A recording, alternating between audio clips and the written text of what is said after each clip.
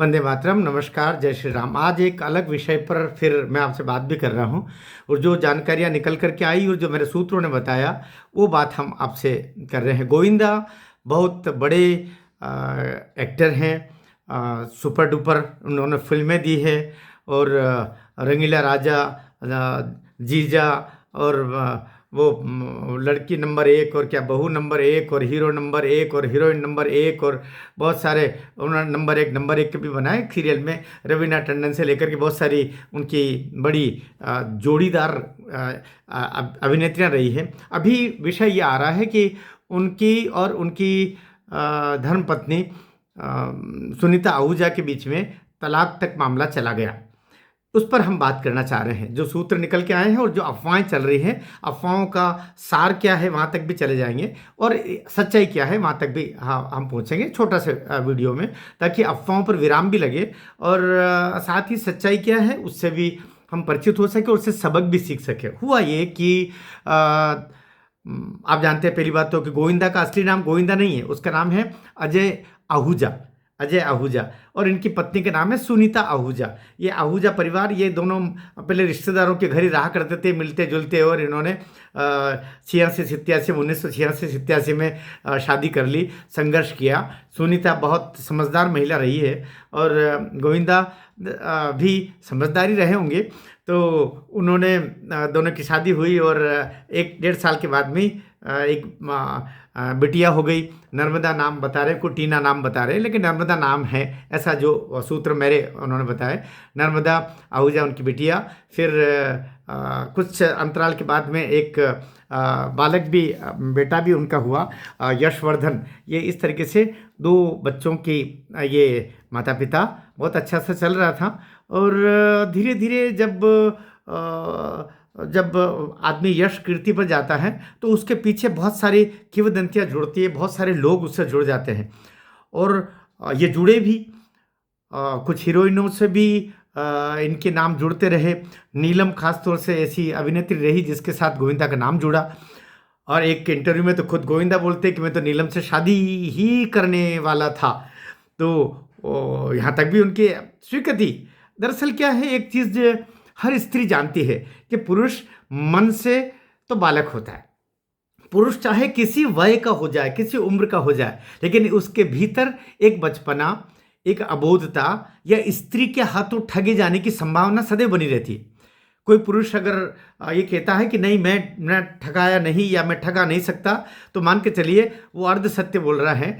सत्य तो यही है, पुरुष बनाया ही प्रकृति ने ऐसा है कि वो कभी भी ठगाया जा सकता है। ये चाहे हम कामायनी की कथा से ले लें जो जयशंकर प्रसाद ने लिखी, मनुश्रद्धा से लेकर के ईड़ा और क्या कुछ होता है, या फिर हम गोविंदा तक ले लें। गोविंदा का नाम भी सब कुछ ठीक चलता रहा, लेकिन अभी अभी ये 2019 के बाद में कहते हैं कि कोई मराठी अभिनेत्री इस उम्र में भी, अब उम्र का तो कोई कारण नहीं होता। एम एफ हुसैन का प्रेम माधुरी दीक्षित से कब हो गया था हम जानते हैं।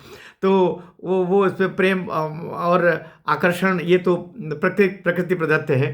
लेकिन अभी बात ये चल रही है कि उनके पत्नी ख़ास तौर से उस एक इंटरव्यू में बोली कि ये जब राजनीति में ज़्यादा सक्रिय हुए तो घर पर कई लोग आते जाते थे और उनसे बचाने के लिए अपनी बेटी को और अपने रूप से परिवार को बचाने के लिए मैंने अलग फ्लैट ले लिया, अलग कहीं मैं रहने लगी सामने ही।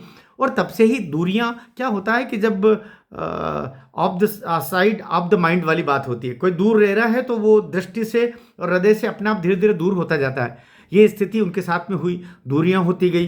फिर कोई नाम एक जुड़ा, फिर एक 2019 में एक फिल्म उनकी आई थी रंगीला करके, कोई एक छोटी मोटी फिल्म थी, उसमें वे रंगीला राजा करके 2019 के बाद में तो कोई फिल्म ही नहीं आई है उनकी, तो वे कटे। फिर अभी एक घटना पिछले 1 अक्टूबर को हुई कि उनके घुटने में गोली लगी और वो अचानक वो बंदूक की सफाई करते समय गोली लग गई।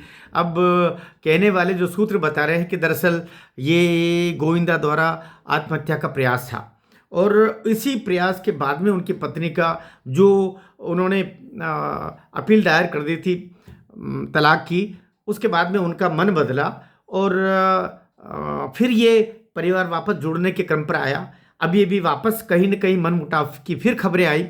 लेकिन उनका जो एडवोकेट है ललित बिंदल, उनका कहना है कि नहीं, इनके ठीक हो गया है। और ये चूँकि दो बच्चों के माता पिता हैं और सारे मन मुटाव थे वो ख़त्म हो गए। गोविंदा पुरुष में ईगो बहुत होता है, वो ये स्वीकार नहीं करता है कि उसके अंदर कमियां होती है। मैं पुरुष हूँ इसलिए कह सकता हूँ, उसके अंदर ईगो तो होता ही है, एक अहम होता, एक पुरुष होने का जो भाव होता है। लेकिन जो समझदार स्त्री होती है और जिसको परिवार संभालना होता है, परिवार याद रखना पुरुष कभी नहीं संभाल पाएगा, परिवार तो स्त्री ही संभालती है। और जो स्त्री पुरुष को अपने यूँ मान के चलिए बड़े बेटे की तरह संभाल के रखती है, वही अपने परिवार को संभाल पाएगी, क्योंकि उसके अंदर भी एक अबोधता, एक नादानी का भाव तो पुरुष में, चाहे वो किसी भी उम्र में हो जाए, चाहे वो एम एफ हुसैन हो, दिग्विजय सिंह हो, उस पर एक भाव तो रहेगा ही, से क्षमा करना। इसलिए स्त्री उसको संभालती है। इसलिए गृहस्थ को संभालने का काम स्त्री का है, न कि पुरुष का है। पुरुष छोटी मोटी गलतियां भी होती है तो स्त्री उसको संभाल लेती है। इसलिए बड़ा हृदय स्त्री रखते हुए करती है। और यहाँ सुनीता आहूजा ने भी वही काम किया है। जब ये गोलीकांड हुआ तो उनको लगता है कि ये तो मेरे हाथ से चला जाएगा, आखिर तो मेरे बच्चों का पिता है। तो समझदार है सुनीता, बहुत समझदार, बहुत इंटेलिजेंट महिला है। और कहते हैं कि उसके बाद से इनका एक में हो गया है, लेकिन अभी भी वो अलग रह रहे हैं। और कहते हैं कि अभी भी मन दुखा हुआ है, तो गोविंदा उनसे बात नहीं करते हैं और एक किस्म की निराशा के जीवन में वे जा रहे हैं। हम सब जो उनको चाहने वाले हैं, हमारा भी कर्तव्य बनता है कि इस परिवार को संभालें, इसको अफवाहों के दौर से बाहर निकालें और पुनः ये एक हंसता खेलता हुआ परिवार हो जाए। और सुनीता और गोविंदा बड़े प्रेम से रहें। अभी वे इधर उधर भटक रहे हैं। एक इंटरव्यू में तो धार धार रोने लगे गोविंदा।